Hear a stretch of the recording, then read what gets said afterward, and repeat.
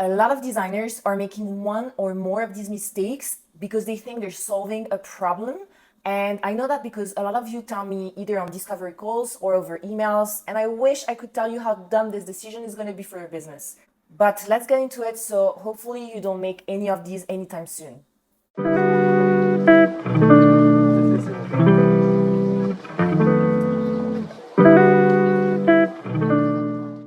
Number one mistake you're making in your business that you shouldn't is that you always want to hire down. What does it mean?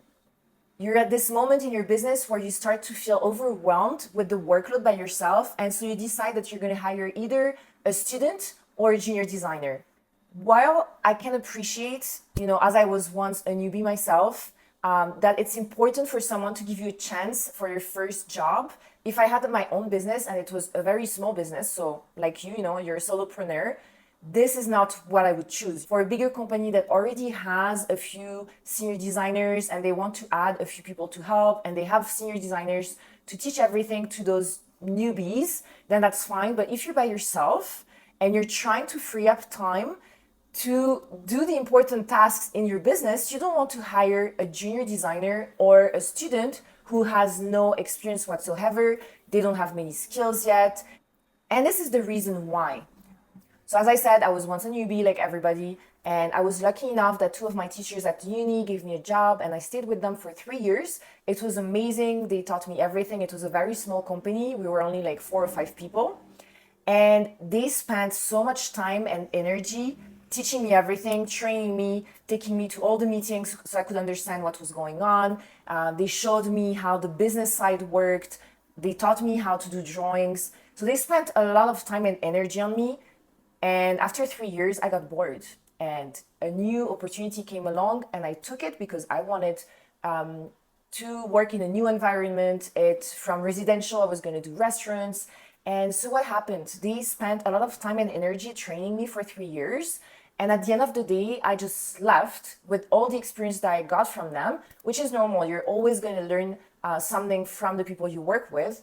But my point is that as someone who is trying to free up time to be able to do the high value tasks in your business, it's not going to happen if you hire a student or a junior designer, because all the time that you wanted to free up, you're now going to spend trying to teach this person with zero skills and zero experience how to do them for your business. And I know you're doing that because of a budget issue, but at the end of the day, you're going to spend more money because you're now having to pay someone. Plus, remember that as the business owner, as the director of your company, you are the most valuable designer. You are the most expensive designer in the business. So if you don't start seeing yourself as someone who is worth money, then you're making a mistake. So as the most expensive designer on your team, if you have to pay yourself to train that person and you have to pay that person to do work that you need to be checking every 5 minutes, then the budget constraint, it just doesn't work. It doesn't make sense. You're spending way more at the end of the day and you're not getting the quality of the work that you hope for, because the time that you're going to spend making sure that the drawings are done well at the quality that you want, you're not spending time taking care of your clients or doing all the things that you should be doing to elevate your entire business. And you have to remember this important thing. If you are paying them hourly, it's even worse. It's going to take them 5 times the time it's going to take a senior designer to complete the task. And while the hourly rate is going to be lower, at the end of the day, you're going to spend so much more money adding onto it what we said, your time as well for checking the work, getting them to do revisions, checking the work again, and so on. Why not get someone who has the experience that you need to achieve the work faster and better? You don't have to look over their shoulder all the time. You can relax, feel less stressed, and do the things that you're supposed to do in your business. Let them do it. And because they're faster and they're more experienced, they probably don't need to work as many hours as a student would. So maybe you can get someone or a team like ours. That's the reason why I built the team, is because I was solving a problem that I was having myself when I was working solo as a designer. I wanted to work with other designers who were going to add value to the work that I was producing. I was lacking the skills and the time to do a lot of things. So I started working with designers when I needed them. And that's how my company was built. It was because of this main issue. So whether it's a freelancer or an outsourcing team, again, very different, but I would suggest that you hire someone who is a little bit more experienced. And based on your budget, you just see at first how much you can invest in that person who has a little bit more experience. And when you're going to see that you're going to be able to grow faster, get more free time with your family, do all the things that you want to do, get your business to a level where you're happy about it and what you're accomplishing with your clients, then this budget is going to increase because you're going to be able to take on more projects with this person. And so the budget for them is going to increase as well. Mistake number 2, you're always trying to add instead of eliminating. Most business owners keep adding to their to-do list instead of slowly reducing the amount of tasks that they have to do in a day or in a week or in a month, what sits inside their zone of genius. And when you get started, I get it, because we always say, when you get started, you're going to be wearing so many hats, you're going to be doing all the things because obviously we don't have a budget. We don't even know what we're trying to achieve. But as you grow, the goal is to eliminate more and more tasks from what you have to do daily so that you can focus on what it sits inside your zone of genius. And you probably notice that the more you try to achieve, the less quality you're getting out of it.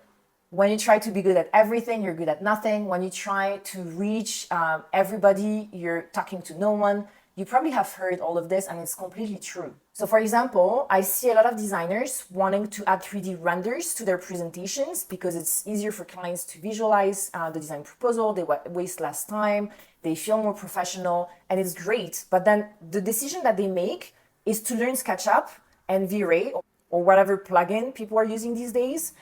And they're trying to learn everything themselves so that they can do the 3D renders themselves. So they're adding hours of their time trying to learn a new software that they're going to take years to master at a level where you feel professional and you feel like an established business who can provide top-notch quality renders. And so all the time that you're spending trying to learn this new software that you shouldn't be doing as the director of your business, you are not spending for the high value tasks. You're gonna waste energy and you're gonna feel more tired. You're gonna feel less joy in your business because you're learning a technical software instead of spending more time designing, meeting clients, finding new clients. So you have to take all of this into considerations when you need to make a decision. So to summarize, if you spend 3 hours trying to learn SketchUp in a day, it's 3 hours that you aren't focused on client experience, on design. You have to push back presentation days because you're just late. The clients ask for more options until they get, the 3Ds. They keep feeling confused about the design proposals and request more options to look at. When your attention is on too many things, you become average at all of them and you master none of them. Sorry to break it to you, but this scarcity mindset is far from the CEO mindset you should have at this point if you want to grow your business into a successful and sustainable one and not just run a hobby. It's just taking you further from your goals. So what are you going to eliminate today? Okay, a few pro tips. You need to get clarity on 1, what can be eliminated altogether, and 2, what can be done by someone else than you. So you're going to list all the tasks that are getting done in your business. It's going to take time. Just do it on a piece of paper. And then you're going to start to cross all the tasks that are not necessary for your business to run properly. And then you're going to circle the tasks that can be done by someone else. The others are the ones that you still have to do as a business owner. But the ones that you circle, you're going to look at that more carefully because it means that someone else can do them for you. So then you're going to need to assess what kind of person you're going to need to help you with all of them. Or a few, and then maybe you need 2 people part-time. But the goal is for you to have very little tasks for you to do in a day or a week or a month. It's what I've been doing. When I was trying to do everything by myself, we were making 3K. I was overwhelmed, overworked. I was unable to grow, and I wasn't providing a great service because I was trying to make mistakes. There's only so much that I could do by myself. When I started delegating more and understanding what roles I needed to add in my business, we grew from 3K to 10K in 4 months. And the profits also increased. I increased the quality of the service that I was providing. I had more free time to think and feel creative and understand where I wanted to take the business. So it's going to work. It's if you have an abundance mindset and you understand the basics of business, you're never going to think that adding people to your team is going to make you poor, basically. Mistake number 3. This one, I added it because it's something that a designer told me on a discovery call, and I thought, I was kind of shocked at what she was telling me, because my mindset is completely the opposite. So she was saying that if she adds people with more skills in her team, she's worried that these designers are going to steal her clients. And for me, the issue is an ego and trust issue. It means that she doesn't think she's going to find people she can trust with her clients. And I don't think she wants to be someone who is not the most skilled in the business, because she's the director and she wants to be the one who has the most skills in the rooms. And I always joke with my own team that when we have a team meeting, if I'm not the stupidest person in the room, I'm doing something wrong.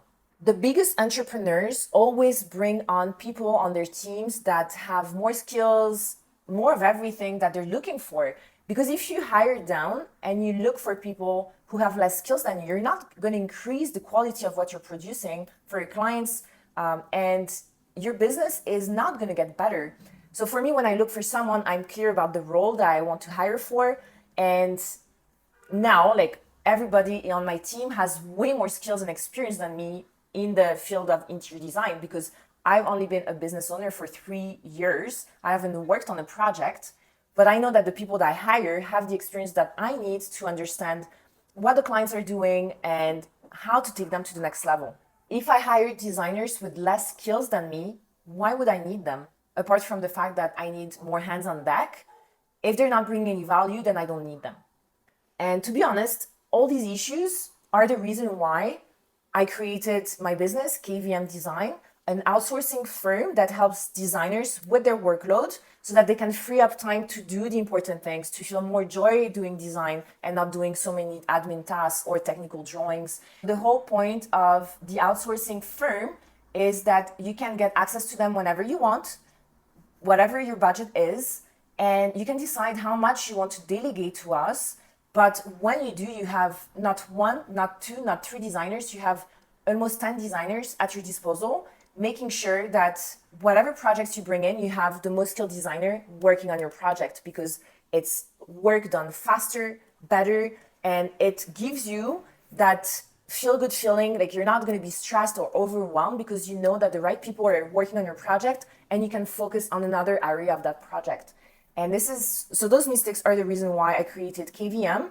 The team is really top notch right now. So I'm going to link the investment guide down below if you want to download it and see how we help designers elevate their entire business. From the moment they get started in their business, we have resources for people who have a lower budget because they're getting started, people who have regular clients but they want to up level, and also clients who don't have regular clients and they're looking to sign more ideal clients than the ones who want to up level, and like those large projects. So we have something for everybody. If you want to download the investment guide to understand how we can help, just click on the link down below. And yeah, we'd love to get on the call with you and understand what your needs are. We have lots of free resources as well, whether it's on the website, in the investment guide, on Instagram if you don't follow us there yet. And if you have any questions, you can just drop them down below. I'll see you in the next video.